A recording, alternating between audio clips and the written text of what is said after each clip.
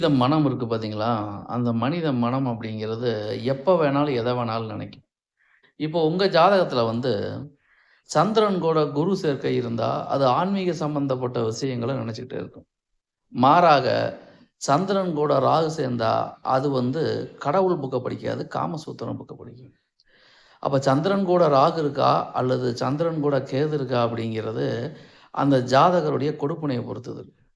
சில பேத்துக்கு பார்த்தீங்கன்னா, சந்திரன் வந்து ராகு சாரத்தில இருந்தாலுமே சந்திரன் வந்து ராகு சாரத்தில இருந்தாலுமே, கேதுவும் ராகு சாரத்தில இருக்கும்.